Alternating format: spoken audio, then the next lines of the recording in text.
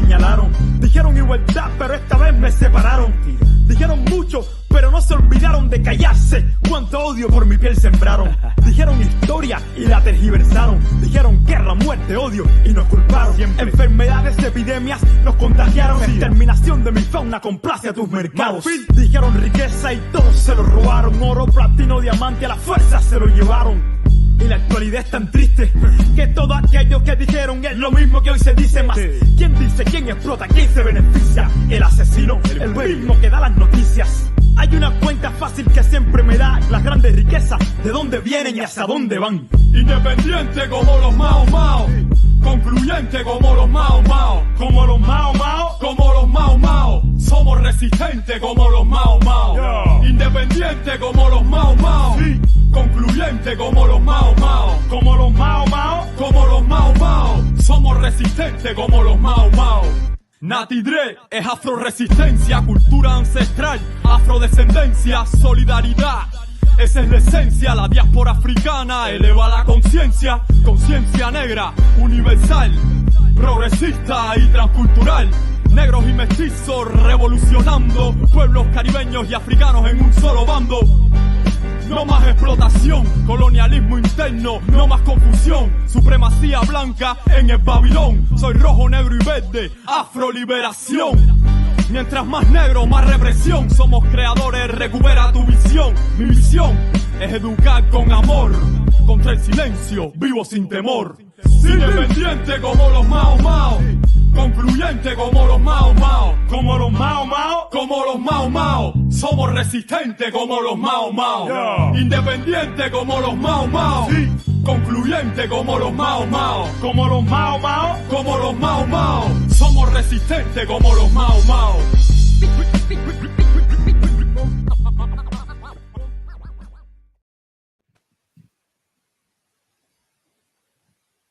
Rise up. Hello. How's everybody doing? I'm good this morning. How's everyone else? Good. Good. I'm good to go as well. Nah, let's start that over again. Okay. How's everybody doing? Good morning. Looks like we're all troubled by society. We are, unfortunately. By what's going on in the world. There's a lot going on. But I'm glad to be on the Rise Up with the comrades. So yeah, it's good to be here with you guys. Yeah, we got a special guest. We will announce shortly. But until then, I'd like, if we could, I think, do we have an article lined up? Maybe we could potentially get into, or maybe people got announcements. Anybody got something special going on? We know Ikemba has something real special going on. Hey. He's the comrade. Yeah, right? Yeah, we'll see. The comrade will announce it when he comes on, man. Shout out to Ikemba, man. Shout out to Kalanji. You know they got work. Yeah. Yes. See right here. Yeah. So I think I already have it lined up.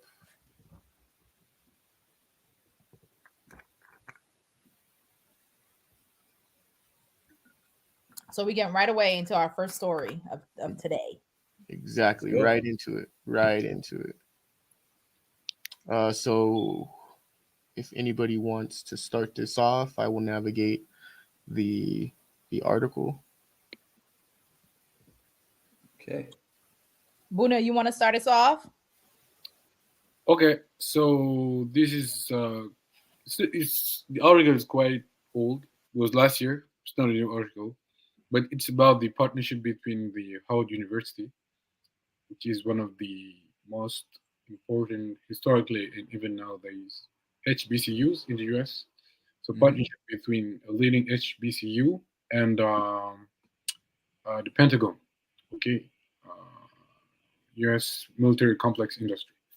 So the article is titled "The Pentagon Announces Howard University as the First HBCU to lead University-Affiliated Research Center."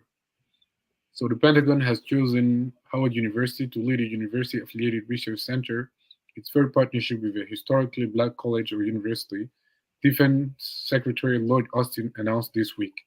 So this was in January 2023. Sharpen America's technological edge and to strengthen America's outstanding military, the department is committed to investing even more in HBCUs and minority-serving institutions, Austin, the first black Secretary of Defense, said Monday. Howard will receive $12 million per year for 5 years in funding, according to a news release. This is the first university partnership primarily sponsored by the Air Force, and this is the first time the department accepted submissions from universities to become an affiliated research center, according to Howard University President Wayne A.I. Frederick. Okay, so I'm skipping through, and I'll go to the last two paragraphs. The program really emphasizes that for the country to be successful and for the country to compete, continue to be competitive in terms of research, etc., that you have to diversify. What that workforce looks like in the area of research. Frederick, so the president of Howard University, I don't know if he's still president, but this was last year. Frederick said the Pentagon currently has partnerships with 14 other universities across the country, including Georgia University of Technology, University of South Carolina, and the University of Maryland. So the reason why we put up this story is because it's going to be one of the issues that we're going to discuss with our next guest, who will be coming on soon, in a few minutes, which is the cooptation of Black academia and Black institutions, so to serve white supremacists' interests and the interests of the U.S. empire. So, as a historically Black university, college, Howard has been at the forefront of the Black freedom struggle in at least some students in student organization in Howard have been forefront of the Black freedom struggle, especially in the late 50s and 60s. And if I'm not mistaken, Kwame Ture, Stokely Carmichael, was graduate Howard University. So see, 6 years later, the first Black Secretary of Defense is partnering with, at least signing a partnership with the historically Black university, the University of Kwame Ture, Alphonse Hunton, and many others. Alphonse Hunton, is one of the probably least known revolutionaries in the 20th century. Passed away in Zambia in the 1970s, but he was a comrade of Paul Robeson and W. Du Bois as main leaders of the Congress Council on African Affairs, who started in the 1930s to fight for Black freedom in the U.S. and in Africa. So this reflects the type of historical process, which was a huge setback for our people, since now you have not only top leaders of the U.S. military, the military wing and the civilian wing, who happen to be Blacks, right? And now they are collaborating with Black universities to, put forward the agenda of U.S. imperialist policies, the U.S. industrial military complex. So when I read this last year, it was really concerning, but I don't know if there is a way to counteract it, because these people talk about billions, right? And the guest that we'll have on the show today has been writing about this quite extensively. So that's why I thought that would be helpful to start this session with that story. So I'm done with the Buna report today, so I'll let you. We got it early. We got that Buna report earlier, front and center. Only 5 minutes, so shorter than usual. And what's I like that you brought up that Kwame Ture did go to Howard, was a graduate, but after reading that, which is a year removed from that article, it's still prevalent, today, and how Howard and how majority of HBCUs, again, like you said, the co-optation of what would be considered Black academia.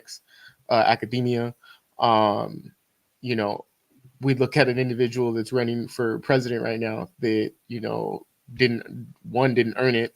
Two, is a puppet under the skies of neocolonialism, is, Kamala Harris. So I see this as, again, nothing more than a grab at our intellect to then suit the needs of white hegemony. And so I just want to say thank you for the article. So no doubt. Yeah, I think it's more so the perception of the people, but I do believe that, the historically Black universities have been a part of the establishment and part of the system since the beginning, actually, since the inception. There were never, I don't believe, somebody can correct me, but I don't believe there were ever real revolutionary institutions,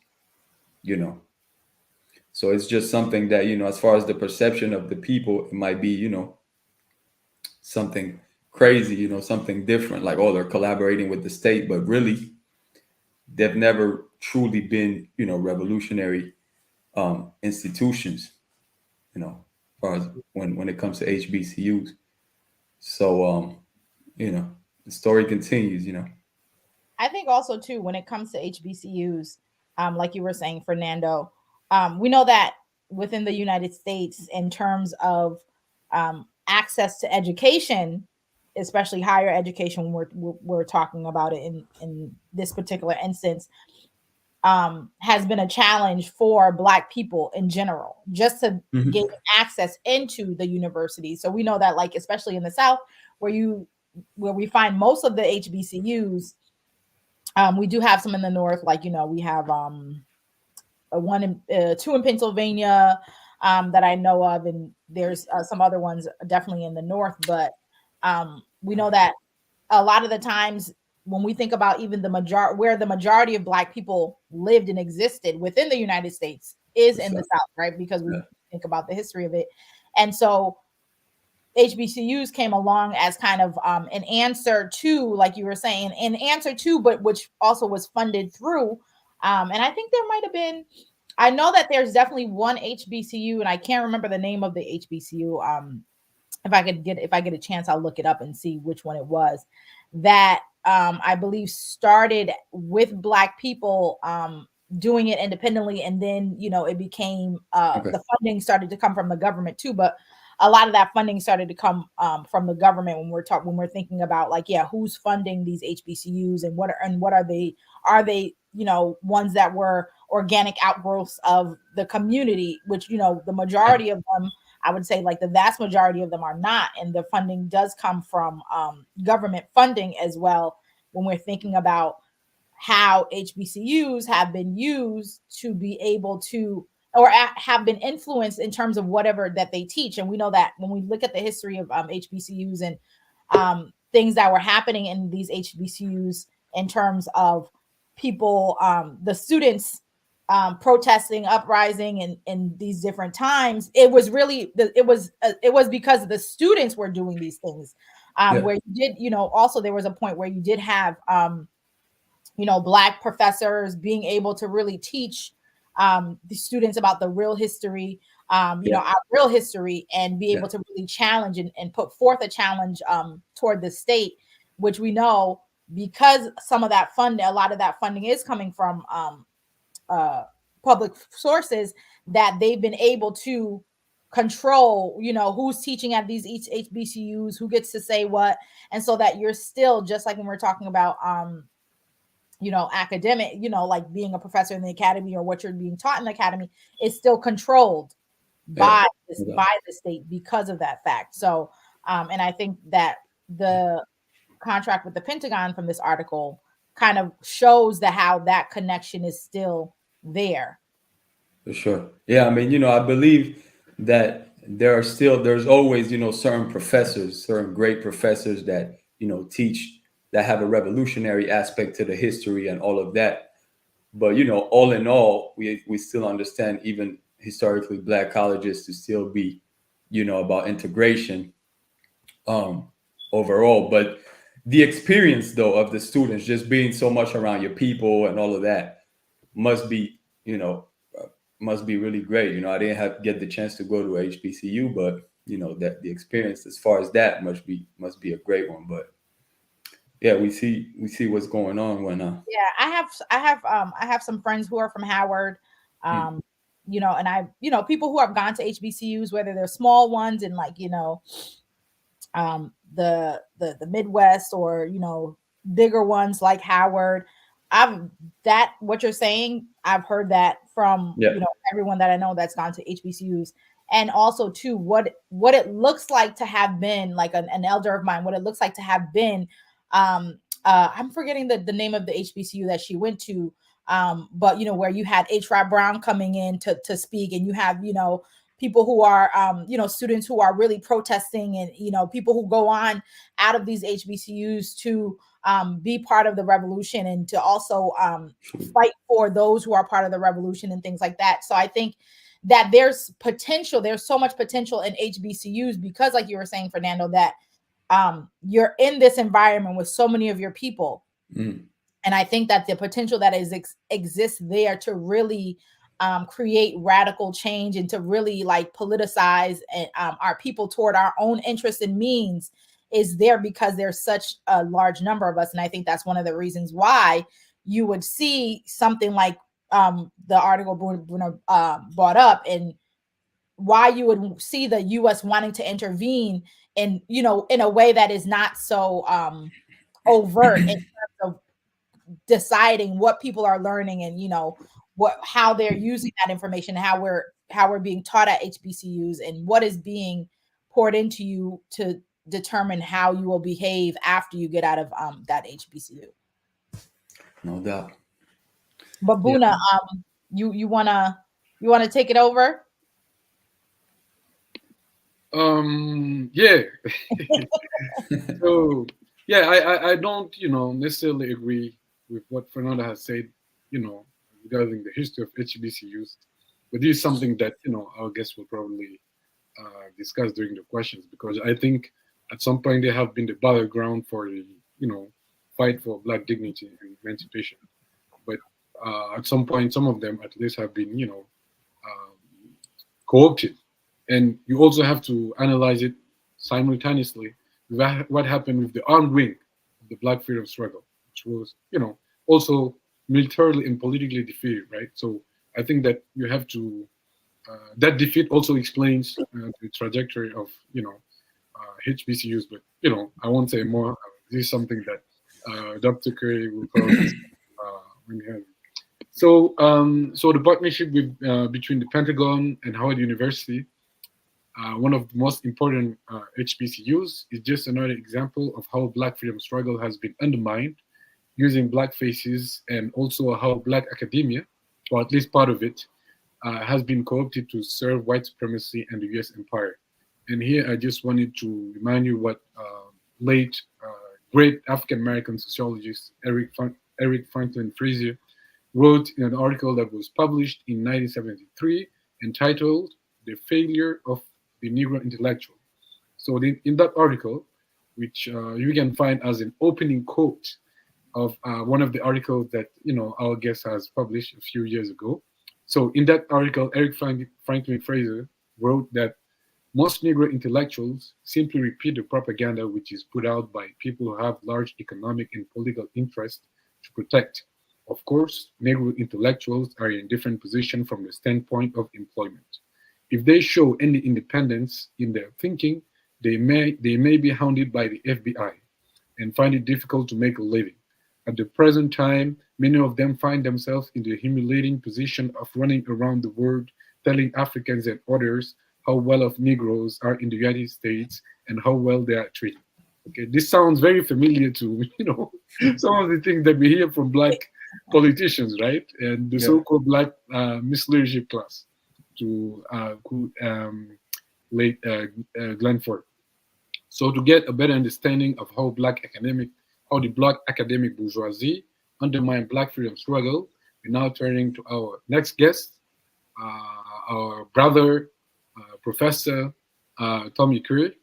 So Tommy Curry is a professor. Dr. Tommy Curry is a professor of philosophy at the University of Edinburgh, Scotland, where he holds the chair of Africana philosophy and Black male studies. His research interests are 19th century ethnology, critical race theory that we'll talk about today, and Black male studies. He's the author of several books, including The Man Not. I don't know if you guys can see it on my screen. This book, okay. Race, Class, Genre, and the Dilemmas of Black Manhood, which was published by Temple University in 2017, a book which won the 2018 American Book Award. He also published, that was 2018, this book, Another White Man's Burden, Josiah Royce's Quest for a Philosophy of Racial Empire, which won the Josiah Royce Prize for American Idealist Thought. He has also republished the forgotten philosophical works of William Ferris as the Philosophical Treatise of William Ferris, Selected Readings from the African Abroad, or His Evolution in Western Civilization, which I don't have a copy of, but people can find it easily online. But Dr. Curry is also an organizer. He is the past president of Philosophy Born of Struggle, one of the oldest Black philosophy organization in the United States. And I also should mention that, you know, he's dedicated, he's a committed activist, and in fact, his life has come under threat in the U.S. While he was teaching at Texas University, because he, you know, advocated for the rights of Black people in the United States to defend themselves against armed white supremacists. So, Dr. Tommy Curry, thank you very much for joining us, and welcome to the Rise Up Morning Show. Thank you very much for having me. So we've drafted, a few questions that we'd like to ask you, you know, about how the Black academic bourgeoisie undermined Black freedom struggle historically and also nowadays. But, you know, before letting my comrades ask the first question, I would just like to tell an anecdote to some to my comrades of the Rise Up Morning Show. So, you know, Dr. Curry was in France last year. Fernando actually met him when he was here in November. We had the Pan-African Congress, and he was one of the main guests. And I was talking about some of my comrades who happened to be there last year when Dr. Curry came to, you know, for the Congress, and they were asking me what happened to, without mentioning his name, right? What happened to that fearless Black intellectual who shocked the whole country when he came last year? Because people are not used to hearing the type of, you know, discourse, the type of blunt discourse that, Dr. Tommy Curry came up with when he came in France. Because when he said the truth, he said it in a way that people in France, Black people in France, are not used to. So, you know, while I was translating, because I was doing the translation for him when he came last year, a lot of people were looking at me like, Buna will be in trouble soon because, you know, we're not using to seeing and hearing this type of fearless Black men and Black intellectuals. So this is the anecdote that I wanted to tell, and also take this opportunity to thank Dr. Curry again for his participation to the historic Congress that took place last year in France. Well, thank you. Thank you. Absolutely. And thank you for being here. I'm going to jump in because I want to ask a question. Yes, ma'am. And I'm also interested to hear more, Buna, later about Dr. Curry's speaking in France, because when I was in France, we were doing something on Black studies also. So that would be interesting. So yeah, we did talk, you know, as Buna mentioned in the introduction, you know, all of your research and how you've done a lot of research and wrote several articles around critical race theory. Yes. So we know that, like, currently and in the past several years, it's been under attack within the United States, and some places have banned it. And so I wanted to ask you if you could, you know, start just by explaining to non-specialists like Buna and the rest of us about the origins of critical race theory and its importance to Black freedom struggle, and why you think white supremacists found it so, and still and continue to find it so threatening that they decide to ban it. Well, that's a great question. You know, critical race theory started on the backdrop of Black power and Black nationalist movements.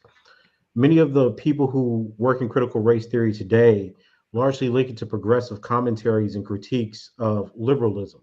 but that's not exactly the origin. Critical race theory was started by really old school intellectuals that were working on desegregation cases back in the 60s and 70s. One of those people was Derek Bell. Richard Delgado, who was a great neighbor of mine when we were living in Tuscaloosa, Alabama, often told me the stories about how him, Derek Bell, and others, Linda Green, for instance, became increasingly suspicious of the narrative and the ideology being taught in law schools, as if the civil rights movement was a complete success. When you actually look at the original documents that people like Derek Bell wrote, like in 1976, Racial Remediation, there's a suspicion, right? There's a very well articulated suspicion that segregation was not, in fact, the core and heartbeat of anti-Blackness, that it was, in fact, white supremacy. So while you may have destroyed the artifice of separate but equal, you didn't fundamentally change the way the society operates. And that became the basis to launch a critique, not only of integrationism, but the way the law functioned to preserve white interests. This is why he came up with the idea of interest convergence. That when you think about Black civil rights, you're not thinking about fixed human rights that are reflected in civil society. Rather, you're thinking about agreements that are contingent and tedious between groups of white people in power that can be changed on a whim.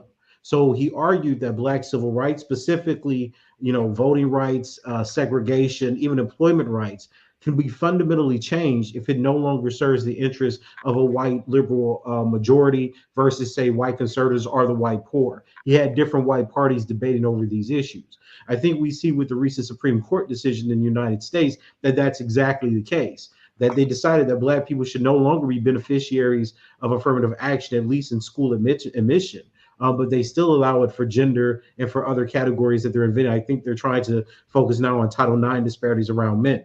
So again, it goes to show that the idea itself, you don't mind letting certain groups of people into university on special checks.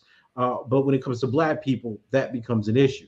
So that pessimism about the law reflected and reverberated widely, because remember, the liberal mythos suggests that integration solved the race problem. Bell was one of the first people, him and Delgado were some of the first people that were suspicious of that. He fundamentally believed that America was racist at its core, and that anything that we see are at best symbolic and superficial changes to the fundamental apparatus that's oppressing Black people and other non-whites. So that created a large amount of tension throughout the academy and throughout the society. As with most movements, by the 1980s, you saw that it was fed into things like feminism, ethnicity, multicultural studies, etc. And it became a way mostly to talk about education and to talk about identity. This weakened the fundamental structure, which was based on the analyses that you got from Black political prisoners like Huey P. Newton, and even people like Martin Luther King, who said there needed to be a fundamental readjustment, not only of the culture or the metaphysics of white supremacy in terms of how whites think they're superior to Blacks and seek their extermination in various ways, but also the ways that the laws of the land were articulated and re-articulated through policies and institutions. So that's why you see police violence. That's why you see incarceration. That's why you would have a president like Obama, but at the same time have increase of Black poverty and Black homelessness and Black murder, right? So he really created a paradigmatic analysis of how you get appearances and superficial symbols of an American society that doesn't mean that it's fully structural or culturally changing to adapt and integrate Black people fully into a democratic life. And today, that the term critical race theory has become synonymous with any discussions of race. So even Black liberals are participating in a discussion that largely displaces the work of Derek Bell and Richard Delgado, and even John Stefanczyk, right? So you have a lot of old school intellectuals, Kenneth Nunn, Linda Green, et cetera, right? Who are making concrete arguments that the law works to give you a notion of progress while maintaining structural inequality, so that it disables and disabuses people of their anger and sentiment. So we hold on and latch on to those symbols. Obama's a great example. I'd say the same thing's happening around Kamala Harris. So we don't get Black people organizing around racial inequity. In fact, we encourage Black people in the United States, when I'm talking about governments, institutions, and white stake holders and opinion makers, incentivize Black people, so create solidarity around every other issue, be it sexual minoritization issues, be it class issues, be it religious issues, anything but Blackness. And that's why you don't have a very strong organizational component now. White supremacists understand that. So what they've done, and I said this back in 2019 when I was attacked by the alt-right, is they've seen that lots of the liberal ideology originates within American institutions of higher education. So people can come in conservative when they enter college, but because of the white liberal orientation of college, it will transform them into liberals. So people in Texas, people throughout the South understood very quickly, if we eliminate the idea of teaching race and racial activism or black militancy within institutions, that will give us a different product at the end of a 4-year college education, especially people who are going to major in liberal arts, right? So the contest in the United States is really not about critical race theory as an intellectual movement. And I really get annoyed when black people pretend that we're actually having an argument about facts. Most people don't even know what critical race theory is. You can just do a Google Scholar search and see how few articles around the intellectual thought or the philosophy of Derek Bell or Richard Delgado or Kenneth Nunn actually appear. What they're talking about is what's become known as an apparatus or a kind of practice among black academics to talk about race from a pessimistic tone or to say that America is racist. That's not the same thing as critical race theory. Critical race theory, at least the realist strand, there's two different strands, and I'll talk about the idealist in a moment, but at least the realist strand that's conceptualized by Bell was a system that wanted to get rid of morality and look at economic policy, the position that black people held within the society, and institutional discrimination as a metric of progress. He became pessimistic after evaluating empirical mindsets. So looking at what was the history like? Has there been any change? What are the metrics and the demographic factors where black people find themselves in the United States over the coming decades, right? And then from that, he says, well, given the evidence, we must conclude that racism seems to be permanent. In other words, it constantly reinvents itself to reinvigorate its rationale and logics so that it maintains black subjugation. Now, because people started reading things like Foucault and getting into identity, they start appropriating European theories that were popular in literary criticisms into arguments about critical race theory. That's the idealist strand that Richard Delgado articulates so well in several of his articles. Now, the idealist strand is going to be interested in discourse analysis, representational analysis, arguments about metaphysics that really are no more than political ideations or ideology. This becomes popular because it gives a way for black intellectuals to participate in mainstream disciplines like philosophy, like history, like women and gender studies, etc., at the discursive level. But it doesn't contend about the fundamental structure of how laws, white populations, voting, etc., economics operate within the society. And that's the big difference between the two. Now, white people don't know about this issue or this difference in critical race theory in the United States. What they see is black history, saying America's racist, and attacking whiteness. That becomes the kind of amalgamation of ideas that they really want to see be censored. But again, the censorship of these ideas isn't the issue itself. The issue is what they want to produce in the Republic. They want to stamp out the kind of view that whiteness is in fact guilty of the sins of slavery and various forms of genocide and imperialism. They want to stamp out the idea of black empowerment, especially black militancy, and they want to promote black assimilation, very similar to what we see throughout Europe and throughout various EU nations like Belgium, France, etc.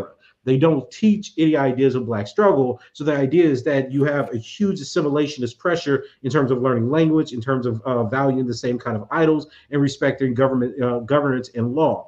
In the United States, because there's a black radical tradition, you have Pan-Africanism, you have black nationalism, you have black separatism, you have even black people within the civil rights movement who didn't advocate those, SCLC. You have a very rich tradition of black resistance on the part of black men and black women. It's that black militancy, that resistance that's trying to be stamped out by not teaching black history, by not teaching about slavery, and not talking about the connection that black people in America have to the larger struggle of African descended people around the world. That disconnection is what they seek to further to perpetuate so that they could bring America back to being a white republic.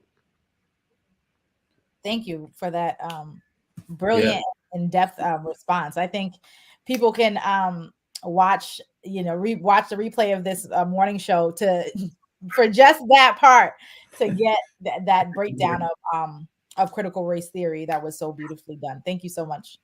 Thank you. Yeah, thank you, Professor Curry. I think you mentioned some of this actually, but so the late 1950s and 1960s have been a critical moment for Black freedom struggle. not only in the United States, but also globally, as African people on the continent and in the Caribbean were fighting for independence from the French and the Portuguese colonialists. Could you please elaborate on the importance of academia as a battleground in this struggle? Oh, that's, it really depends on the day. E. Franklin Frazier, in The Failure of the Negro Intellectual, makes a very important point. And his point was that you could buy off Black intellectuals. So what you have in the academy today in political theory and philosophy is a re-articulation of Black nationalists and Black militants as either patriarchal, sexist, and criminal, or a reading of their work saying they didn't really mean it, that they ultimately just wanted to exist side by side with whites in American society. Now, we have to understand what Carter G. Woodson was actually saying when he was talking about the miseducation of the Negro. He is articulating an argument whereby a class of Black people seek to be educated in the assumptions, methods, and histories of white people. This is the same argument that John Edward Bruce talked about in his editorial Thinking Black a few decades before. The idea is that when you see a racial problem, you look at that racial problem as if it can be resolved by appealing to the apparatus of the status quo. So you imagine civil rights can work. You imagine Obama meant something. You imagine Kamala Harris somehow refutes the rising tide of white supremacy. The 1950s and 60s didn't have that delusion. Because it was still a Jim Crow society, the analyses that you're getting from Black intellectuals like a Frazier, like a J.A. Rogers, like a Young King, et cetera, like a Robert F. Williams, right? These thinkers are saying, well, look, we're stuck in Jim Crow. So what is it about the actions and violence that's preserving Jim Crow? They're not appealing to an ideological apparatus that hasn't come about yet because they're dealing with the realities of segregation. They're dealing with the realities of apartheid in South Africa. They're dealing with the impending colonial imperial conquest of places like France, Portugal, et cetera, that's still happening in the 50s and 60s, right? I mean, remember, this is what Fanon's writing. So we have to think carefully about what it is we think are actually solutions to our problems. So the 1950s and 60s, I think, demonstrate two things given that framework. The first is the power of Black independence. And what I mean by that is the ability of Black people in the United States to think about themselves in relationship to the larger colonial apparatus and the violence that is inflicted on Black people across the Atlantic and in the Pacific. So Black people are looking at Jim Crowism as a reflection of a larger colonial problem. This is, of course, where we get the rise of internal colonization theory. The second thing, and the most important thing I believe it suggests, is that Black people did not have as a fundamental part of their belief system in the mid-20th century a dependency or a need to believe that white people had to fundamentally change for them to grasp freedom. I talk about this all the time. So in the 19th century, you had the idea of the kneeling slave, the slave just asking, "Am I not a brother?" And you contrast that to the work and to the revolution you get in Haiti with Dessalines and Louverture, et cetera, Christophe, around the problem of whites occupying a Black republic. Now, on one version of history, you would see Black militancy of the 50s and 60s. You see the fights against the KKK. You see the Black Armed Guard. You see Black people protecting their communities, families, neighborhoods, et cetera, as an extension of the self-determination movements that happened in the early 19th century. But the flip side of what most Black academics are doing now is saying, well, look, we're going to pretend that the Haitian Revolution didn't even happen. We're going to pretend that at the end of Reconstruction, Black men weren't taking up guns alongside with their women to protect the right of the ballot that the Black folks just got in America. We're going to pretend that we can read everything as this natural progression towards equality, where at the end of the day, it's white women and Black women marching together against white patriarchs. That kind of fictive imagining, which dominates the academy today, is a discursive apparatus that's being taught to undergraduates who have no idea of the concrete histories and violence that were inflicted on Black people across the world. So the 50s and 60s are a stark reminder that it took Black men and women, armed resistance, as well as people trying to convince people with pen and tongue that the revolution that Black people are fighting is one that's worldwide. And you don't get there by simply appealing to white people's greater sentiments when they control governments, militaries, armies, militias, and the law itself. So the 50s and 60s is a stark reminder of the pessimism that lots of people like to claim in the academy today, but don't have the material histories and lives and stories to actually back up. Well, thank you for that. I appreciate it. The fact that you mentioned that, that confusion, of thinking that white people needed to change for our liberation, that's key, and that's interesting, because we understand that that's not going to happen. We know if we study and we understand it, we know our enemy, that we know that our enemy has no conscience, right? And that there's no reason to wait for that. We have to take it up on ourselves and do the work. So yeah, I definitely appreciate that. Going back to critical race theory, could you please elaborate on the foundational work of authors such as Derek Bell and Richard Delgado, and also how their work has been marginalized to promote less radical academic productions that are compatible with the perpetuation of white hegemony and U.S. imperialist policies? Oh, absolutely. Absolutely.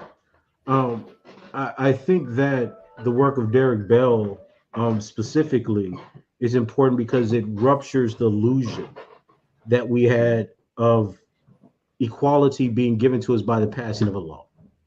It challenges the notion that a Supreme Court decree fundamentally changes the hearts and minds of white people, which was the rhetorical appeal of the civil rights movement in and of itself. You see, most people understand things through a narrative. It's like a lullaby. We can say, oh, black people and white people march together down the streets. We don't mention the black people killed. We don't mention the young black students who are no older than in their 2021 that just disappeared. Cold cases in Mississippi and Louisiana, where we don't know what happened to these black people. And we pretend that it's the white people that decided to come off their couches in their segregated neighborhoods and walk hand in hand with black people that fundamentally changed the world, right? We ignore the fact that the research by Derek Bell, initiated by Du Bois, articulated and elaborated by Mary Zuzak, says there was a cold world interest in desegregation, right? See, this is what Bell is talking about. Like, you can say there was a change, but did the change in fact affect the material, economic, political, and legal conditions that black people find themselves in? The answer is absolutely not, right? But we still have to keep on with the myth and the narrative.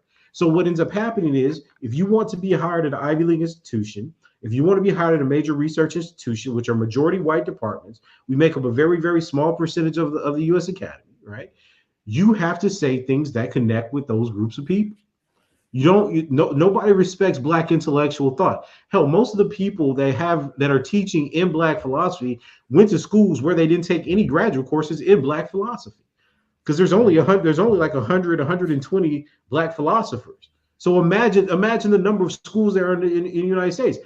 Are those black philosophers teaching classes in this area, right? And that's assuming that every black philosopher teaches black philosophy, and that's not the case.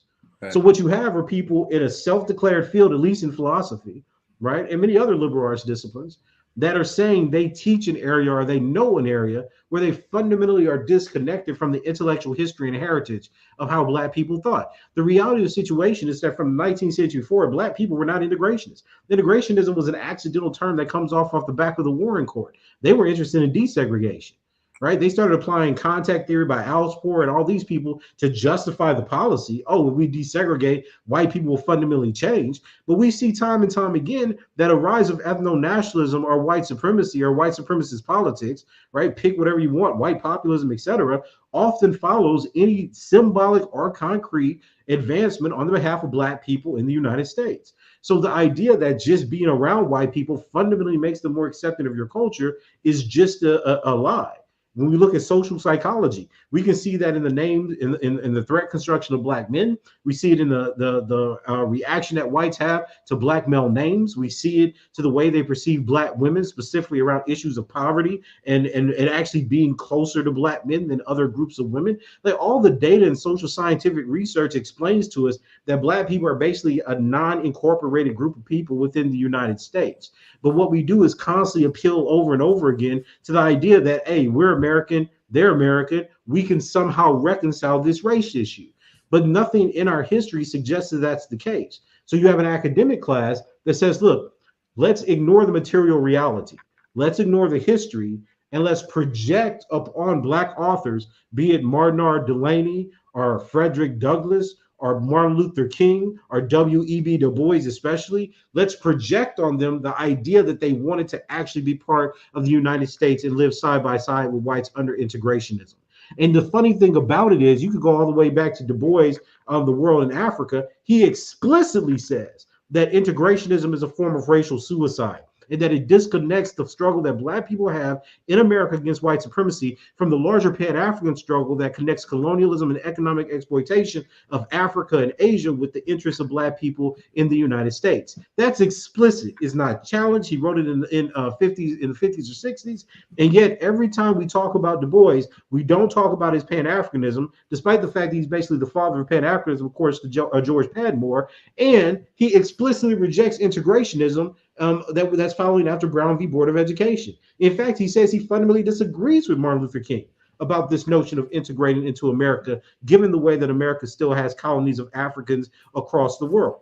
So there's a lot of intellectual dishonesty, and it's not disagreement. It's dishonesty that does not want to actually talk about the foundational texts and arguments that people like a Du Bois, a Baldwin, a Robert F. Williams, a Malcolm X are actually articulating from the 1960s and 70s to now, right? So what we do is we demonize those movements. We say that those black men had other interests. They gave their lives for black people, but now we're somehow believing that they wanted to exploit other groups of people. They actually wanted to dominate women, which is a CIA operative, Gloria Steinem, and what's that woman, Shulamith Firestone, writing that, in sexism is racism, right? Like, these are invented techniques that people outside of movements actually had and got incorporated as the mainstay of black intellectualism today.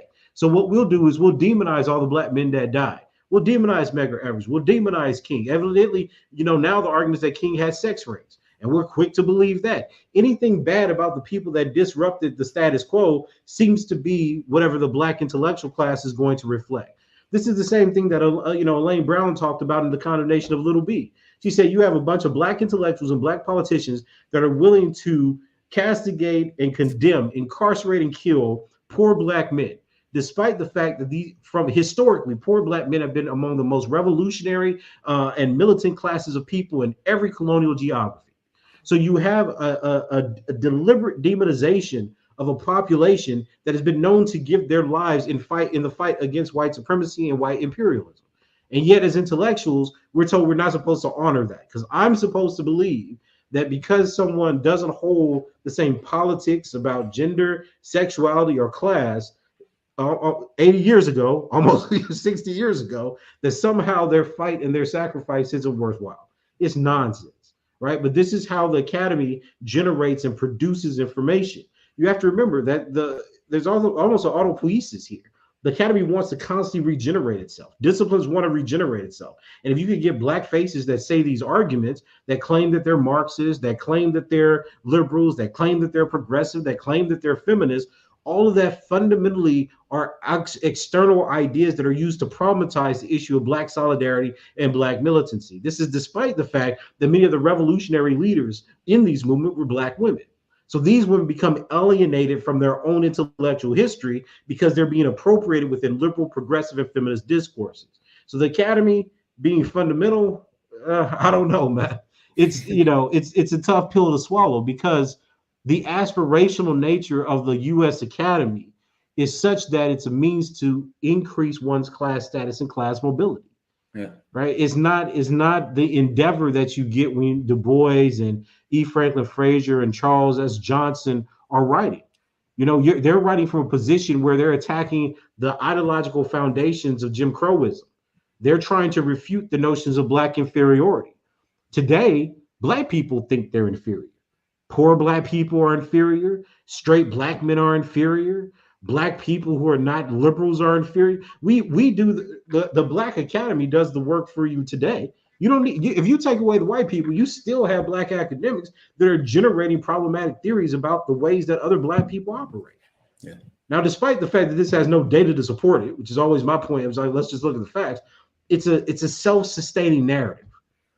Black men allegedly hate Black women. Black women allegedly hate Black men. Black men allegedly are bad fathers. Black women are abusing children, right? Like the whole narrative is about the pathological orientation of Black people, so that the idea is that Black people have to depend on whites to keep them in line. You have to appeal to white laws. You have to appeal to white prisons. You have to appeal to white police officers in the criminal justice system to protect you from the violence of other Black people.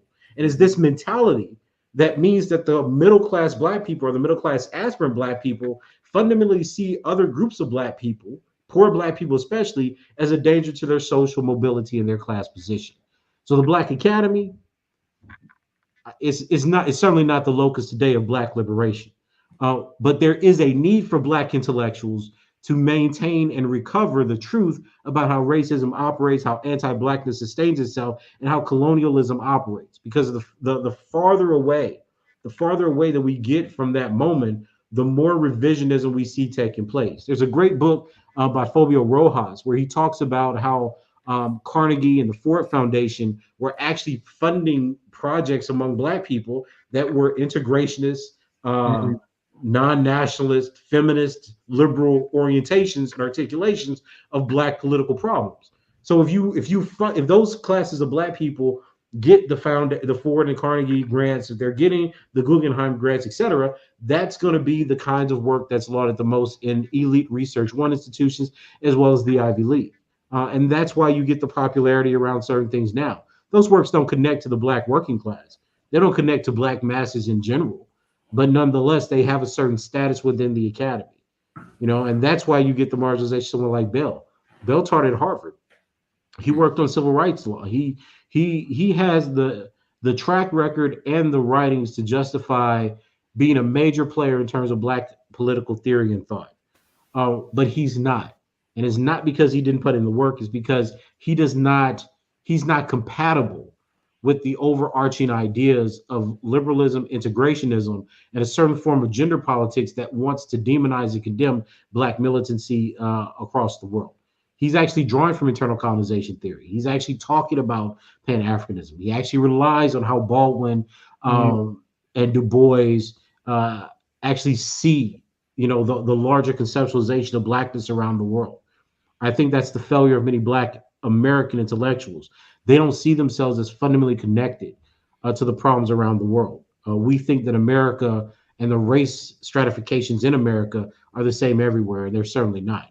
So we're very limited and narrow in how we're taught to perceive racial inequality and even recognize the ongoing machinations of colonialism.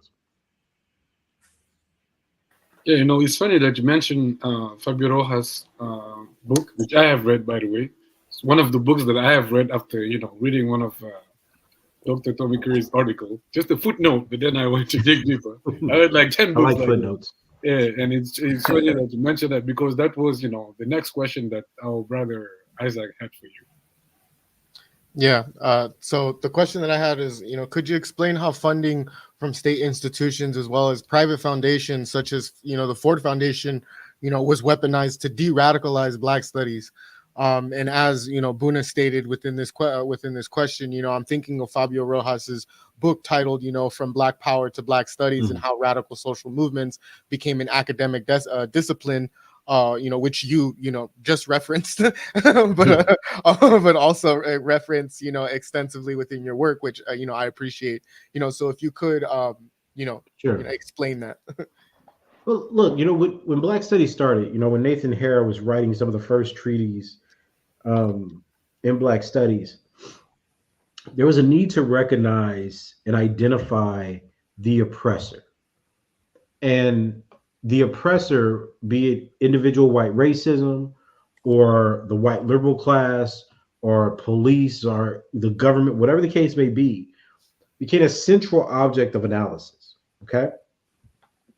When you look at the kinds of scholarship that's been promoted as the basis of Black studies kind of through the 80s, 90s, 2000s forward, you see a completely different shift from identifying white oppressors, white institutions, white practices as the central focus of Black intellectual production and inquiry to the problem of Blackness itself. And when we think about the problem of Blackness, that means identity, that means gender, that means sexuality, that means class position, etc.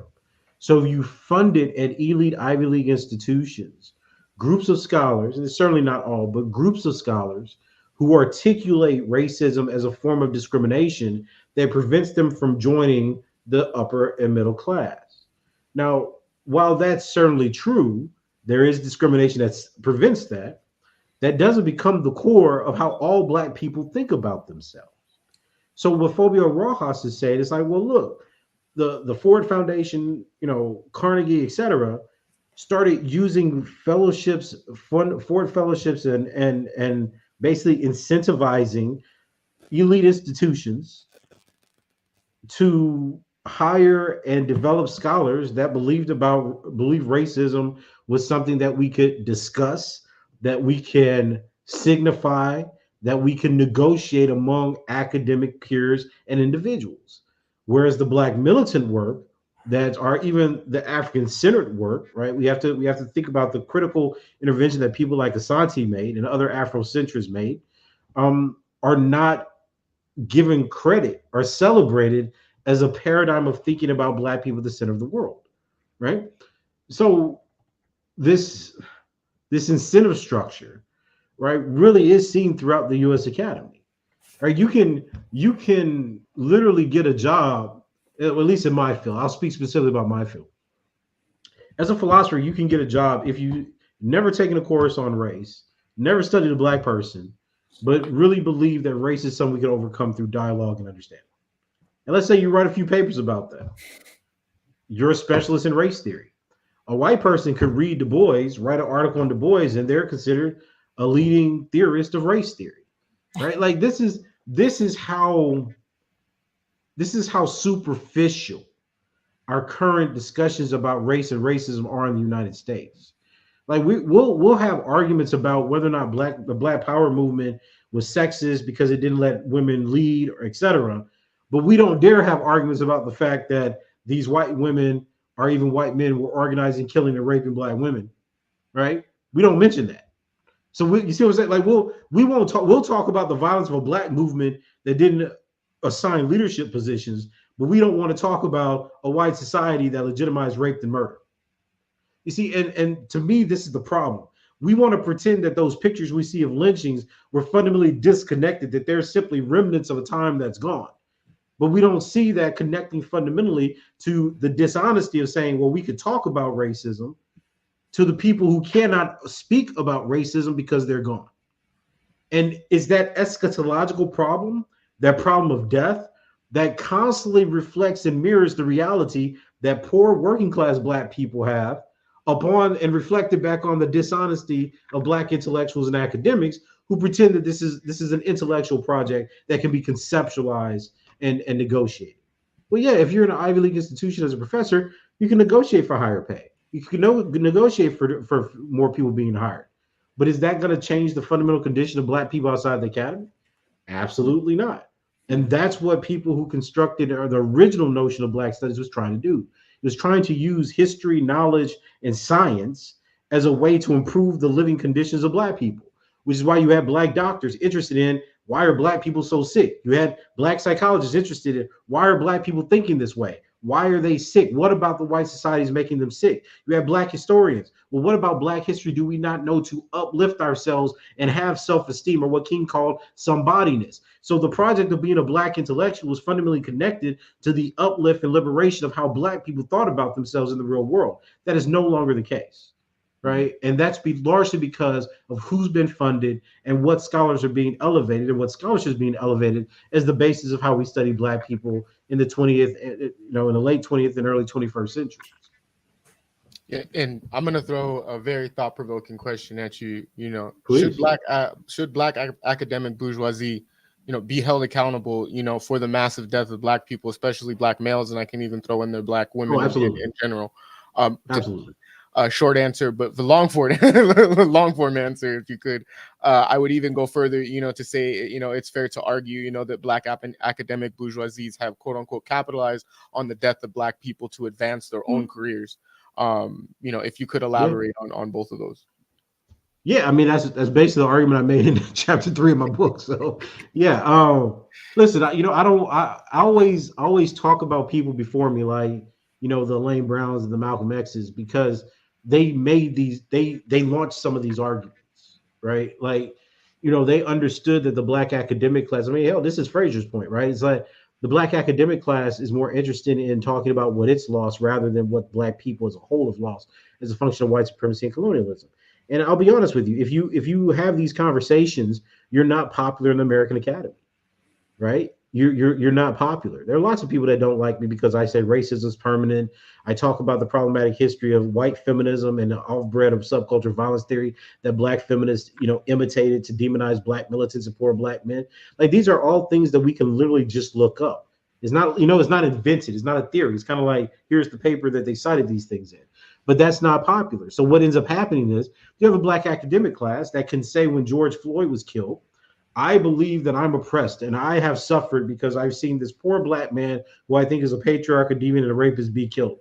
And you have a white liberal institution saying, you're so right. We have to keep you so that you can translate these problems for us so that we don't make the same mistake again. And what did you have? You had a huge amount of outpour among Black elites. You had the support of BLM, right, which sent none of that money back to poor working class communities, specifically in East St. Louis, where where you get Mike Brown, and you have people still fighting on the ground against a racist police force.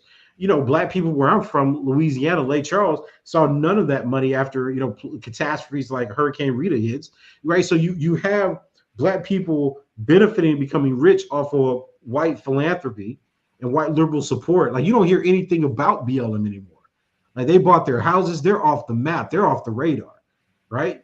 Because they've been enriched by the struggle and suffering of poor Black men. So even in the academy, you had a huge rush, right? Even on this side of the Atlantic, to instill and diversify faculty. 2-3 years later, faculties haven't changed. A few people have got appointed, but overall, the overall status, the health disparities that we had in our communities that were highlighted by COVID, the police violence that Black people suffer throughout the world, be it France, the UK, or the United States, none of it's decreased, right? So the Black academic class, and this is Winter, right? And No Humans Evolved, the Black academic class rationalizes the pathological stereotypes that are animated and mobilized by white liberals to frame certain Black populations. This is why I think The Condemnation of Little B is such an important book, right? Because what Brown does is articulate how Little B becomes a project that Black politicians use to distance themselves from the realities of Black urban crime and suggest that the locus of it are poor Black men who are criminogenic. Now, in my work, what I've wanted to do is conceptualize that as more of a system of and practices of intellectual thought, whereby the social mobility and the placement of academics become related to the distance they show they have to the problem population, which in this case is the poor young Black male. Because when you say, listen, I'm not empathizing with this Black radicalism, I don't sympathize with Black militants, I don't believe, heads up, don't shoot, I don't believe in armed self-defense. When you distance yourself from all the mechanisms that drove the civil rights movement, right, then you're able to get a certain kind of acceptance, not just by white individuals, but also by white disciplines.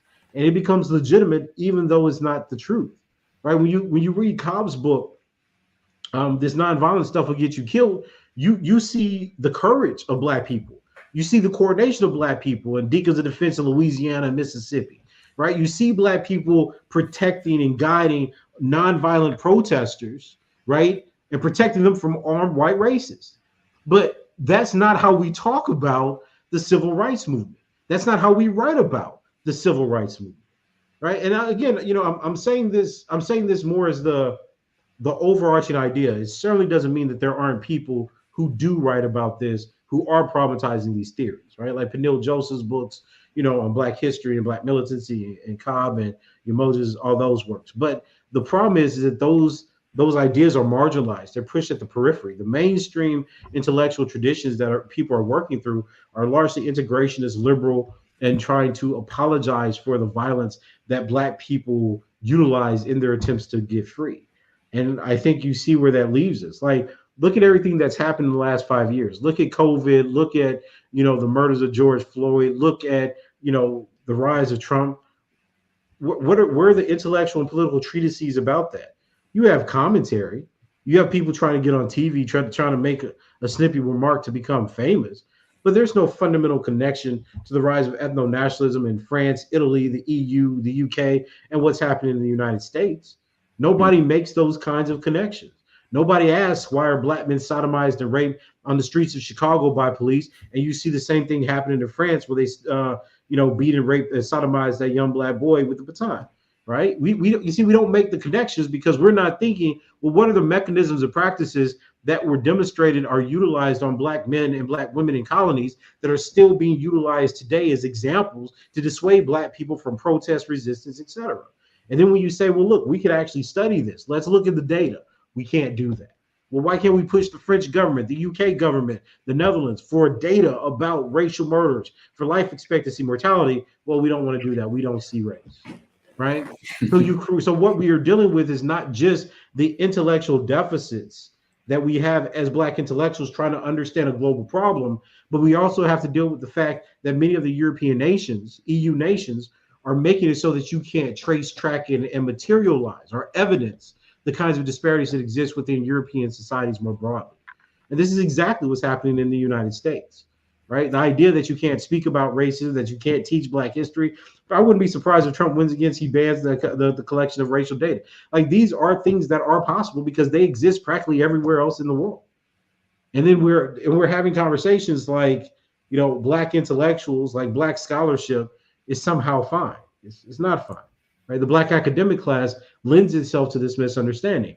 And when you attack certain members of the Black academic class, well, people try to threaten your life, or they threaten your job, or they say they'll beat you up. I've had tons of stuff said. But the point of the matter is, in terms of the work, it's not refuted. Right? And that's what ends up happening. You dissuade people from studying these concrete issues. You create an incentive structure where people want to be part of the academic class because the more favorable you are, the more liked you are, the more mobility you have, the more money you'll make, right? The more popular your works will be.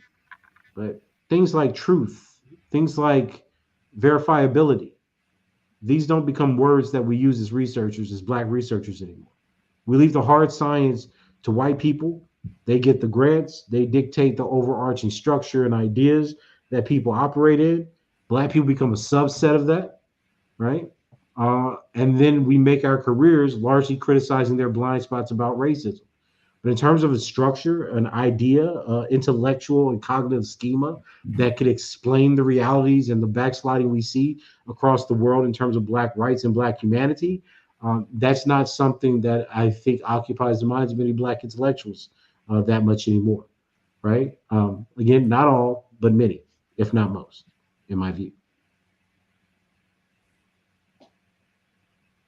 Sorry, I was on mute. Thank you for that. When you were discussing the issue, when we're thinking about Black academics and how their role and how things have changed in terms of what the trajectory or the study is within Black academia or Black studies, I was thinking a lot about how the stifling of Black thought exists within academia, whether you're a graduate student or you're a professor. The confines that have been created for how what you can talk about, who you could even go to even think about, like, who's available for you to be able to say, okay, I'm interested in this line of thought, of deep thought, as Jacob Carruthers would say.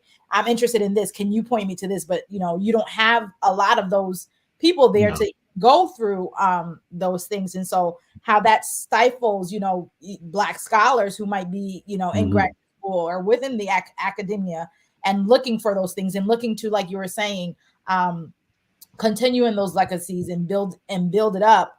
And you don't have those things available because it's the stifling. When we were talking about how white supremacy's buoyancy allows for it to open up and allow you certain spaces so that it can continue, and so that you can make sure that you stay in the same circle of going back and forth, thinking that, you can just keep talking about these things because space to be able to do that. So what would you say what advice would you give to Black scholars who want to remain loyal to the Black radical tradition, to the community, do what Black studies was meant to do at its onset, but want to also survive economically within a system that is based on the marginalization and the repression of radical Black thinking?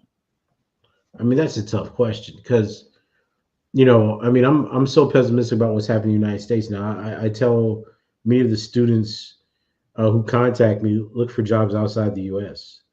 Let me say this. I think that the biggest problem in the Black academy, using that as a general term, understanding where it's fuzzy around the lines, of course, is censorship. So we have a lot of problems in our communities. We have tons of premature mortalities. We have tons of comorbidities, high blood pressure, depression, right, cancer, etc. We have, especially in my research, I talk a lot about, I think sorry about that. I talk a lot about interracial violence. I'm interested in child abuse, child sexual abuse, domestic violence, etc. And what we do not have now is a way for Black people interested in problems affecting Black people, right? Not seeing Black people as a problem, but understanding the problems that affect Black people. We don't have scholars that are able to speak about that. We have these kinds of, I want to say, Cliff Notes versions of how violence originates in our communities. We have a disinterestedness, if not an outright dismissal of how, who've been scapegoated for that violence. So we don't have Black intellectuals teaching compassion for Black people who suffer, right? Everybody who we think suffers, they have to fit within a political category. So we can care about Black women because allegedly all Black men want to do is kill and rape them in our communities. We could care about Black sexual minorities because allegedly Black people are so homophobic and transphobic. They're doing harm and killing these people. We can care about Black children, but we have to say that Black men are the ones harming them, right? There's no nuance. It's just these are the axioms and guiding ideas that everybody repeats.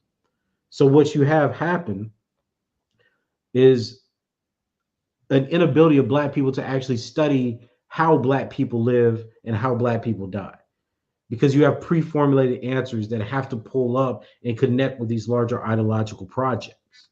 So that's the issue. And if you don't connect with that, it's censorship. I think it's on Black Power Media. There was a conversation recently with Jared Ball discussing Stacey Patton's research on child physical abuse, where she's using statistics and data to talk about different rates of prevalence and homicide of Black children. And her research, and this is consistent with the child maltreatment data for the last 20, 30 years, showed that Black women are the largest perpetrators. Instead of having a conversation about the data, it became an ideological conversation about why we shouldn't engage in Tommy Curry-esque research that looks at data. We don't have the tools by people who say are fundamentally interested in Black liberation to liberate Black people. Because what we do with white people, you certainly have a group of white feminists that believe that all violence is through patriarchy and men. But then you have white clinicians that go into families and they're trying to decrease violence from the first moment a mother hits a son and ask, what does that relationship of violence or spanking do to a psyche that perpetuates other interpersonal conflict? You see, they have an investment in changing their people. We have an investment in condemning our people.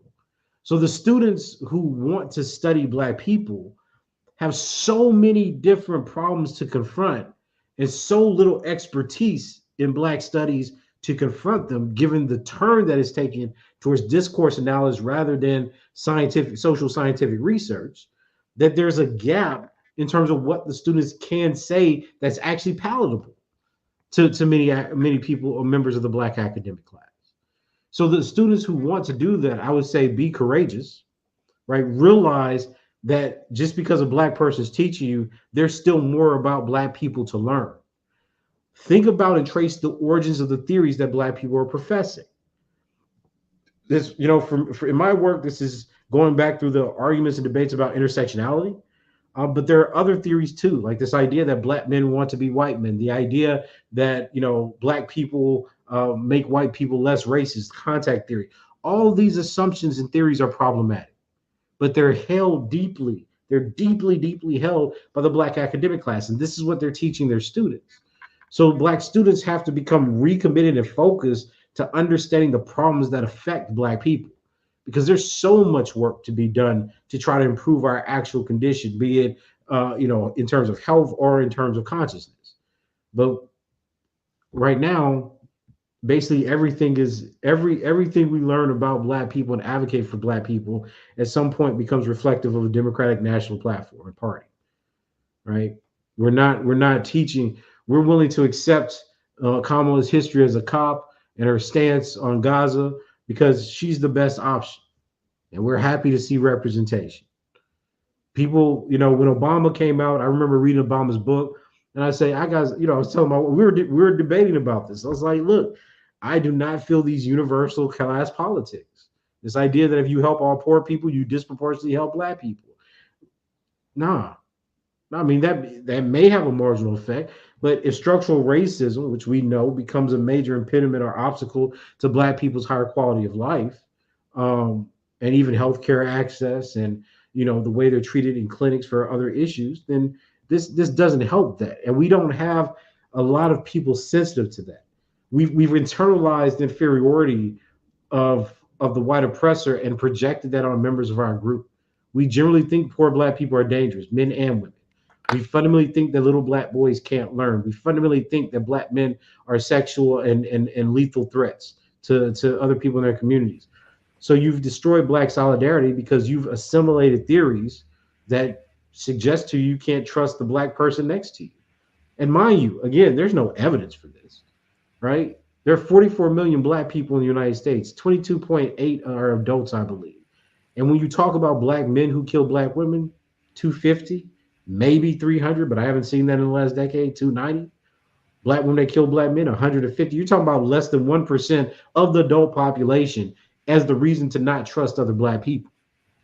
You see, every people has a problem. White people kill white people, right? In white trans relationships, you have murder, you have violence. In white lesbian relationships, you have murder, you have violence, you have abuse. But that doesn't fundamentally reflect on the core constitution of white lesbians, of white people, of white trans people, of white men and women. But for Black people, somehow it does. Somehow we fundamentally link the idea that certain segments, poor, deprived, disadvantaged, segregated segments, young segments, right? Domestic violence increases, prevalence increases in younger years, right?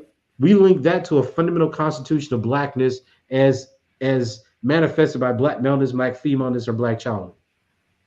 See, we've internalized and pathologized Blackness as well. And we don't want to talk about that. So the Black student finds themselves in a situation where the Black professor, that's the symbol of progress and what they want to be, is telling them, don't study this radical stuff. You don't need to look at data. Data is bad. We don't need to understand. Here's the narrative. All you got to do is read bell hooks, right? And the research disappears and is replaced with ideology.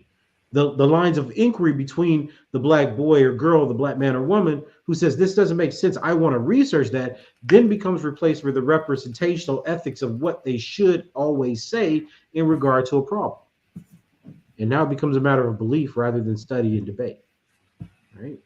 So we've replaced a lot of things in our aims to increase representation in the academy and the Black mind.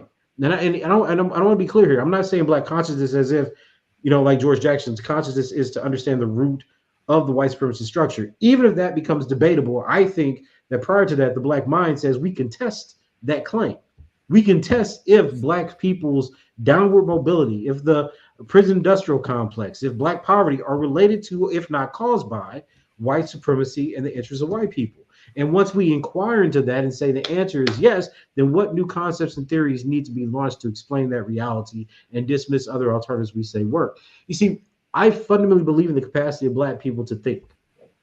And what we constantly get throughout the mainstream discourse around theory and its relationship towards explaining the realities of Black people's deaths specifically is ideology. That this has to be my answer. But why does it have to be my answer? Is the only way to articulate or explain domestic violence patriarchy? Or could we link it to alcoholism, poverty, segregation? Is the only way to talk about Black liberation, integration? Or could we talk about separatism? Can we talk about immigrationism? Can we talk about the complete failure of America delivering its promises? Maybe we should start thinking or encouraging Black people to go elsewhere. Or is that our only answer? Do we have relationships with brothers and sisters in France, in Africa, etc.? If so, what's the basis of that relationship? Where do we differ?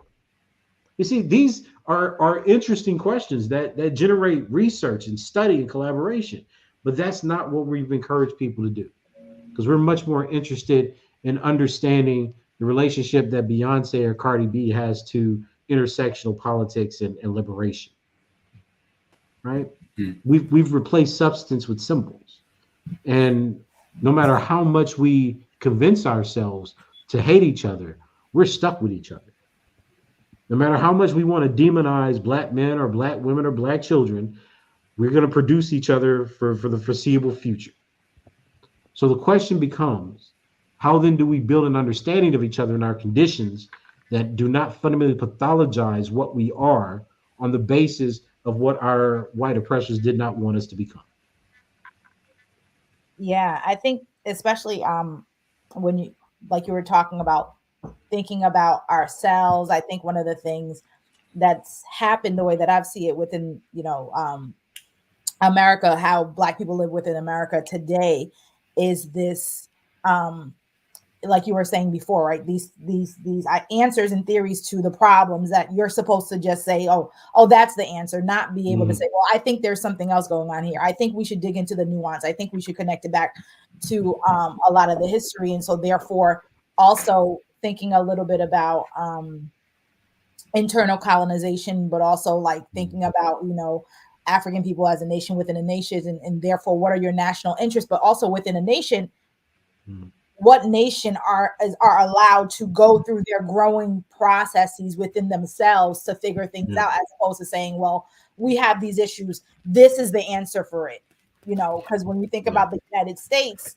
all of the things, or even thinking about other European countries, like you were mentioning, white people do all of these different things that they're talking about, Black people doing, but what group of people came into those countries and said, well, actually, this is your answer to this problem. This is what you should say this problem is. And so therefore you're not getting the natural growth and development within ourselves as a nation to say, like, okay, we've grown and learned through these things, and these are the ideas and ways of being that we've decided on because we've gone through these processes, but we're not allowed to go through these processes because we have to take up whatever answers are being given and presented. And so I have just one more question as it relates to that in terms of like interest convergence, right? The idea that you were talking about with Derek Bell, and which, me thinking a lot around interest convergence and the issues that still exist and the issues that continue to exist, or even after the Brown versus Board decision, and integration, and thinking even about war, what does it mean to be at war? If people say, Black people are still at war, what does that mean then when we're thinking about interest convergence and whose interest? And is there really a such thing as interest convergence, or is there a agreement, made because the white power structure, can see a further future in terms of, okay, I can do this for you right now, not because we're both interested in this thing, but no, because it benefits me in this particular way. And I could see how really my answer or my, what I'm allowing, what I'm giving you is not really what you're really getting. And so that's like a falseness behind that. There's interest where we are converging on, as opposed to like more of a military or warlike analysis of when to do certain things in order for you to maintain your position. No, absolutely. I just want to clarify one thing about Bella's argument about interest convergence is that when whites are the power brokers and black people are pushing for something like civil rights or desegregation, it benefit them to do segregation, not on the behalf of black people, but for their fight against Russia, another group of whites. So it was in their interest. It just happened to converge at that point that we were fighting for desegregation, and it benefited them to win the Cold War.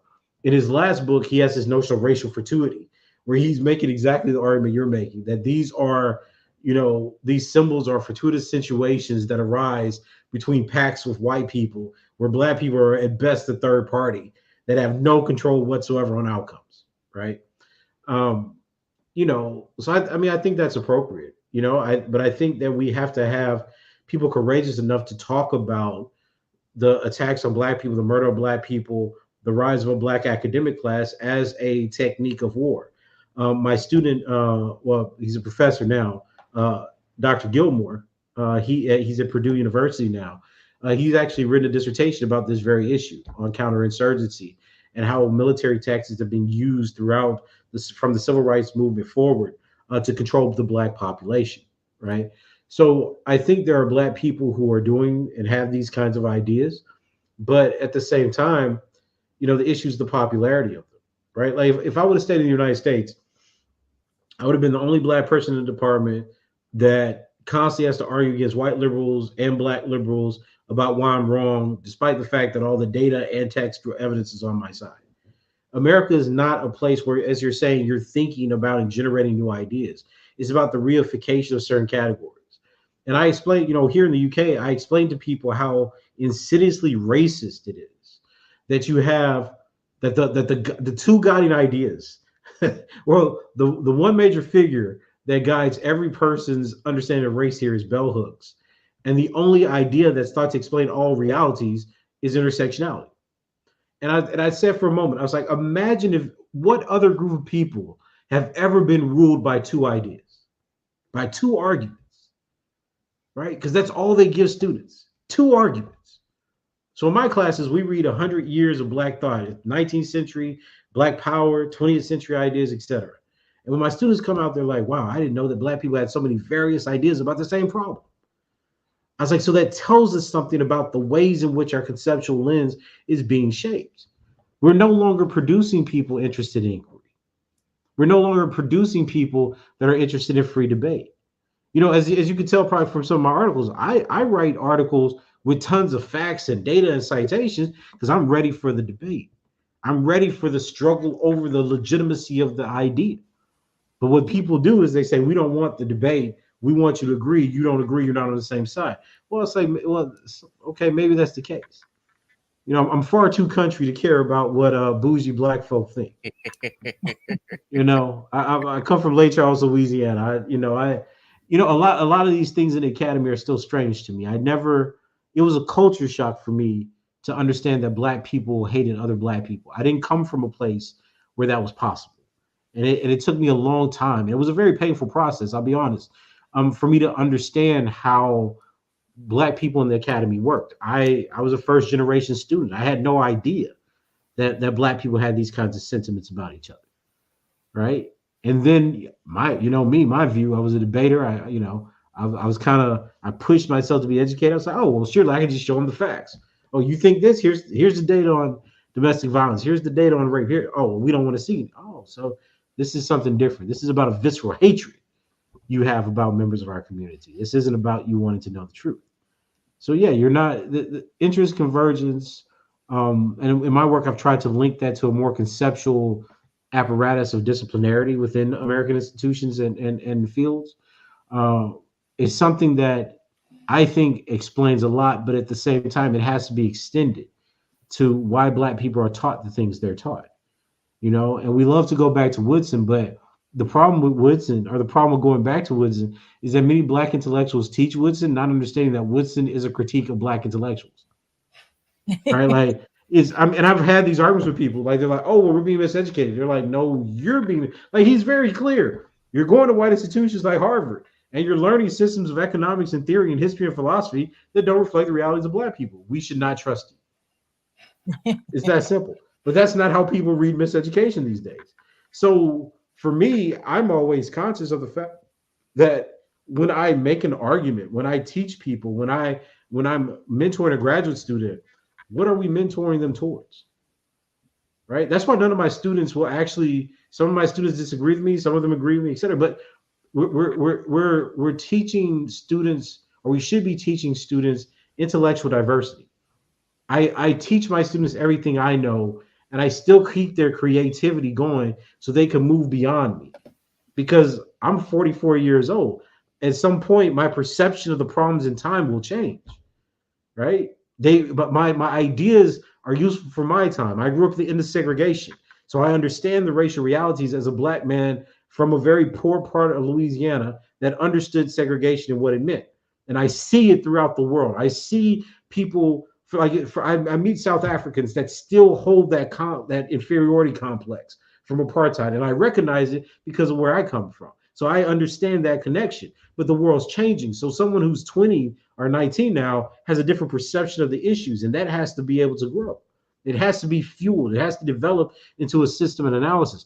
That's how our people move forward. Our people do not move forward in alignment and agreement intellectually. They move forward through diversity, debate, and a dialectic. And what we have now are people who want to kill that dialectic, which is why everybody gets the kind of starter pack of bell hooks, intersectionality, let's all get along. That race isn't a problem. It's just you black militants. Instead of saying, well, look, why is it, if we're wrong, why do you have 300 years of black people fighting through each generation, from slavery, from Jim Crow, from multiculturalism, now to the era of Trump? Black people still fighting the same thing, right? If this wasn't an issue, what's wrong with presenting racially disaggregated data? You see, we've been mind tricked because we see fame. We see people that's on MSNBC. We see people who are offering their opinions on things and pretend that punditry is the same thing as research and a professional thinker or an actual black intellectual, right? Your opinion about a matter, just because it's disseminated to thousands of people, doesn't make it any more true than if one person read it and understood it, right? The stake of the significance of truth, right, becomes really, really important here.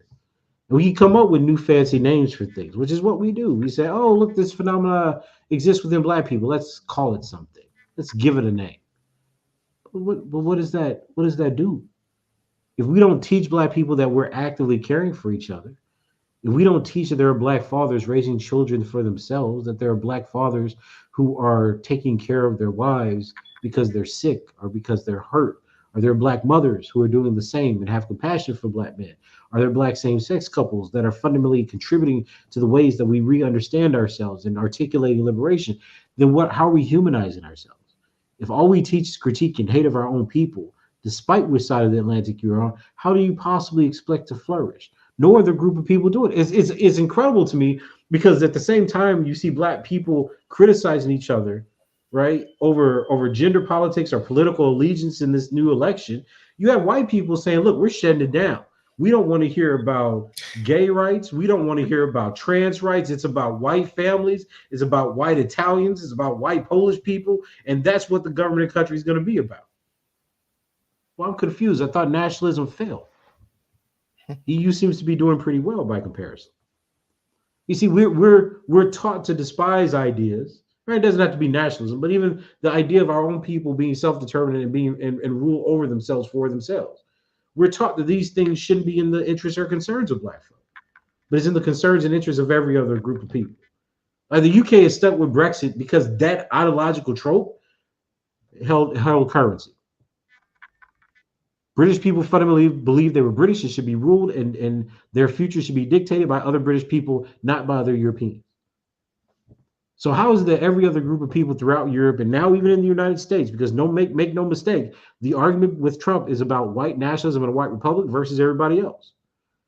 So how is it that every idea holds currency? That white people could run for the highest office in the land, right? And won at one time based on these ideas, but black people can't even write about them. See, this is what I mean. Nobody asks why. Let's say it's completely wrong, but why can't we even write about them? If they can run political parties and platforms and win the presidency on it, why can't we even write about it? You see, this is, if the EU can say, well, look, we don't see race. We're a white republic. You know, Belgium can say what happened in the Congo didn't happen. It's over, right? They have these beautiful ivory halls and everything. It's just so much opulence in Europe because of their exploitation. But allegedly only violence and murder benefited them, and it can't benefit you poor black people. You see, all the lessons we learn of how civilizations rise and fall somehow don't apply to black people because we're supposed to be kept. We're a kept population and we're kept intellectually. And when you reject the idea that something's fundamentally wrong with black people, you're dangerous and unpopular. You're a radical. So when a black person says, I demand the same kind of integrity and belief in my people to rule themselves, to build a future, to raise children that every single white racist, imperialist, and colonialism has had in killing everybody else so they could occupy the land with their children, et cetera, et cetera, et cetera. I'm a radical and I'm a terrorist. All right? But what builds white societies is not supposed to be things that black people think about. What builds white intellectuals and white science are not supposed to be things that black intellectuals think about. We are kept in our place because we refuse to think beyond the ideology and dogmas that have been white approved. And this is the problem for the student. There's no courage. There's no inquiry. There's no inquisitiveness. There's no curiosity that they're allowed to have because we want to make sure that one side wins. And that's a liberal feminist ideology that we now see operating as a justification to vote for Kamala, despite not articulating what the hell she's doing for black people. Oh, she's not Trump. That's good enough. Right? I refuse to believe that black people are so simple-minded. And I think that it's that idea, right? Because we had to fight so hard when I was younger. We had to the idea that I could read or I could debate or that I was interested in these other things. Those were not things that I was allowed to hold back then. You know, I see some of my classmates now and they're like, oh, it's so great that you're a professor and all this stuff. But we're in the classroom, you know, I was pathologized like other black boys. You know, there was a certain thing in me where I refused, right? They called me angry. They said I was, you know, antisocial. That was the big thing. They always like, he's so antisocial. He has a chip on his shoulder. Just didn't like you, right? I recognize, and it's not like, it's not, I think a lot of people like to pretend, oh, I'm so gifted. I don't know if I was gifted. I know I took a lot of gifted tests. I know I excelled at certain things rather than others, but at the end of the day, it was my perspective. I chose to want to learn, and I love reading, and I love learning things and asking different questions. And we constantly stomp that out of our people. We all across the world. I over the last 5 years, I've spoken to people in France, I've spoken to people in Canada, I've spoken to people in Africa, and it's all the same. We fear announcing what we all know, which is that our knowledge, our consciousness of the world, our reality, what we can strive for, are all limited and have to be approved by the white institutions or the white majority or the white colleagues of our departments, our colleges, universities, our employment. And that demoralizes us. So what do? We turn inward. We have a reason to hate our sisters. We have a reason to hate our brothers. We don't want black children. We don't want to put them in this world. But we have to live.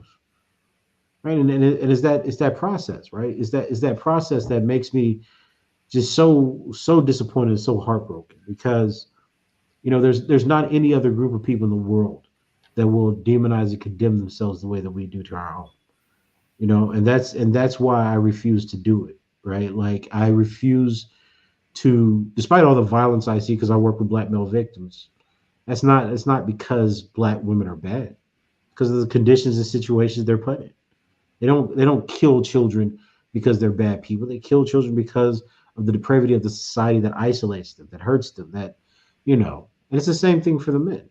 I talk to these men, who some of them commit crimes, some of them have been ex-abusers, and they're so hurt. They've been so hurt. They've been abused. They've been traumatized. They've seen people killed. They see so much violence, right? Our people are not what these people want us to believe they are. And what we have to do is teach the world again that the conditions we find ourselves in do not reflect what the pathologies that are within us. We're not creating that world. It's being created for us. So yeah, I know that's a long answer, but it's we have to hold on to the beliefs that we can think ourselves into a better world. And I think that's one of the foundational principles of self-determination in Black humanity. That had us all sitting back, or we were Right. thank you for this conversation. I got one last question. Please, sir. Yes. Is there any historical merit to Tabasco sauce or Washington collard greens in the bathtub? Yes. That has happened. Yes. Tabasco sauce, Avery Island. Actually, I'm getting older now, but I have this fuzzy memory like we went there when I was in elementary school. I'm almost positive we did. But recollection from, and it was when I was young, so I had to be like 5 or 6. So it's getting a little fuzzy. But yeah, I think we went to see where the Tabasco peppers were picked. It's the best. It's the only hot sauce, right? So this Louisiana red and this Texas peach, that's not hot sauce. My wife gave me some of that when we first started dating, and I was so offended. I was, I was like, why are you giving me food coloring? I'm from Louisiana. It almost broke our relationship. It was that bad because she couldn't season like we did. I was like, and my mom's adding fuel to the fire. She's like, oh well, if you decide to be with her, I have to teach you to cook. So we're going back and forth on this issue. Collard greens, yeah. I mean, the easiest place to wash collard greens actually is the bathtub because usually when you're doing a big pot of them, because back in the day, like we used to have these big pot, like about that big, you cook greens in them. But nowadays, most people do them in the sink. So, but yeah, I've seen people wash greens in a bathtub. Because back in the day, you used to have what was it? It was these crystals. It was what's it, Clorox? It was in a green can, and you used to clean the bathtub with borax. Yes, and you used to clean the tub with that, get it real clean, rinse it out, and then you put in the hot water, rinse them off, and you put in the cold water and let them sit so bugs and everything can come out, and you got your greens. Professor Curry, Curry, happen, brother. Professor Curry, my OCD is getting to me right now. I think the problem becomes when people putting stuff in toilets. I've seen those videos. That's not gonna happen. But if you think about it, in terms of bathtub, man, like the stuff that goes down the kitchen sink, at least where I was from, because we used to clean live animals there. Like, you kill a rabbit, you pull you're cleaning in the sink. So that's not too bad. I mean, it's the same concept. I'm a little country, man. I've seen people shoot and eat squirrel. I've seen people eat alligators. That's the part of Louisiana I happen to be from. So, I don't partake in these activities. I don't like to taste them, but nonetheless, I do have family members. I just keep historical knowledge of it. That's all, brother. Brother, it's funny because I'm only 44 years old, right? And I look, I think this is probably the function of me getting older. I look back now and laugh because I would have never thought that a little country boy riding down a dirt street, like putting bricks under a board to make a rim, would end up having these conversations. Like I just understood one basic thing is that when in our neighborhood, it was a black neighborhood for black people who were basically black middle class. It started off that way. I just knew that this world was different once we left the neighborhood. That's all I knew, right? Because we had to fill out of zone forms to go to the white goods schools. We had to drive to the other side to get like the good groceries and stuff. And as I got older, you see it more and more. And that's why I say is that, the one thing I guess I detest because I had to fight so hard from it in Lake Charles was that I never took other people's answers as given. And what really frustrates me now about the Black Academy is that's all we're told to do. And even I honestly feel that pressure on me. It's like, I feel like if you have a problem with the research, hey, write an article about it. Invite me to speak. We'll debate the issue. But they want so much to limit what other Black people can think. Why can't we explain issues of abuse through class position and residence? Why can't we explain violence through sociology and science? Why do we have to believe these things? Why we fought so long to not have to believe the worst things about our people from the most disadvantaged people in our group? Right. And now today you have black middle class people telling me X, Y, and Z. And it's so like, now I get accused of it. Now they're like, well, you're at a fancy institution. I was like, well, I am. Largely because I don't want to be around y'all all day. Right? Like, there's a disconnect there. I don't understand how black people think so ill of themselves. I really don't. And I think that the fight now has to be, as America's not going to get better. Like, affirmative action's gone. So think about it. That means that in a generation or so, right? I mean, assuming the average life of an academic is 30 years, because they'll probably be in their mid to late 20s, 50, 60. So maybe 35, 40, right? There's a real chance that in 40 years, within our lifetime, the white academy will be just that, the white academy. Because the people coming through now in terms of admissions that are going to be entered into getting PhDs and funding, et cetera, they're not going to look like us without affirmative action. So the policy fundamentally changes the complexion and the character of the people who will be creating thinking theories, et cetera, that are going to teach black people how to interpret their realities. And we need to think about that. You see, it frustrates me because it's like when we talk about, it's like, oh, well, just what's right here, right now. But, it's like I said in 2019, they're not attacking, the alt-right could care less about Tommy Curry. They're making a point about what I teach, what I say, what other black people can teach and say. And other black people are like, well, Curry's a radical, so we'll just distance ourselves, we'll be fine. Well, what happened 4 years later? You see, we don't connect because we don't believe in each other. We're just like, oh, it happened to him. He's a black radical man. He's not. Now they come after you. So now what do we say? We had Obama, we celebrated. Then they had Trump. And what did they do? They took over state governments. And now because they took over state governments saying we're not funding state institutions.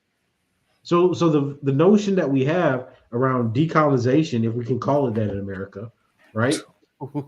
That fundamentally becomes problematic because it threatens the interests of the people that are allegedly paying their checks. It doesn't work that way. Taxpayer dollars do contribute to state universities. But what white people are saying is like, Negroes, we own you, right? And that's just the unfortunate position we have of being oppressed. Yeah, and I'm gonna pass this over to Buna, but you spoke of something that really resonated in my mind, which is they're taking one of the main components, especially when you're talking in the context of the African diaspora, particularly here in the occupation of Turtle Island, is they're taking the ability to have a synthesis, to have the thesis and antithesis, as you talked about, to debate, to like how you said, if I disagree with you, Professor, I'm not going to go and say I disagree with you, slander your name and defame you and whatnot. No, I'm going to be like, okay, well, this is something we obviously can come to an agreement to. It's just we live under a system that as soon as we get to a point where we collectively want to start doing things, we can never do it because we live under a system that has a certain sector of individuals that comes in right when it's when it suits the needs of hegemony to say, hey, we're not doing this. This is, remember, we got this we got to worry about. This is what really matters. So I'm gonna pass this over to Buna because I know Buna's been waiting. So no, I could listen to Professor Curry for hours, but unfortunately we have time constraints. So last year when he came, we did translate some of his articles. I think it was about 6 or 7, and we're actually in the process of getting them published. But hopefully by the end of this year or early next year. So we're really grateful, for all the work that he's been doing. He's the only philosopher that I know of who's relying so much on data, right? I didn't even know that existed. I mean, philosophers were working with, so much I like data. facts. I've never seen it before. So, maybe it's because the type of philosophy that I was taught was not correct. And what's really frustrating is that, as you said, people are so much, indoctrinated They don't even accept facts, and this is one of the issues that we've had because I was told that some people did not attend, the Congress that we organized, although there were hundreds of people. Some of them did not attend because, they were not comfortable with the type of ideas and type of data they were coming up with. And as you know, and we've discussed it, there have been some people here in France who have been trying to attack his work, based on, I would say, unlawful and very specious, techniques. So we have to make sure that his work is promoted, and this is something that we'll try to continue to do here in France because there is a real battleground here. Because, like you said, it's only a certain type of theorists whose work is getting translated. I don't know of any book of Derek Bell or Richard Delgado or even W. Du Bois. W. Du Bois, there is some, but some of the most radical Black thinkers, their work is not translated, and it's not a coincidence. So I actually wanted to discuss as a conclusion, but we'll keep it for next time, some of the project that we're working on. But we'll definitely have you back, sooner than expected, because the demonization of the Black men that you've made reference to in this interview, and also in the book that I'm going to show again, but people can actually see in the background of Professor Curry bookshelf. You can see. I forgot to put that. That's just standard. I promise you. That's a very important book that we'll probably discuss. Thank you. I appreciate it. Because we'll have Dr. Curry back sooner than our viewers expect, and I think that after watching this, many of them will be requesting, Dr. Curry. He'll probably be the most requested speaker. Well, I don't know about that, bro.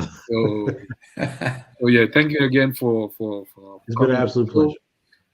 Thank you for your availability. Thank you for your work, and thank you for investing so much energy and also love, because what transpires from what you say today, and also from your work is unconditional love for Black people, right? And this is something that we have to nurture because, like you said, there is a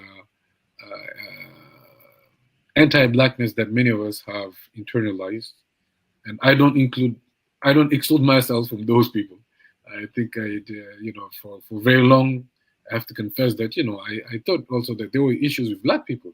When I look around me, I say I have so many problems, but instead of, like you said, instead of studying the problems, we assume that the problem is Black people, right?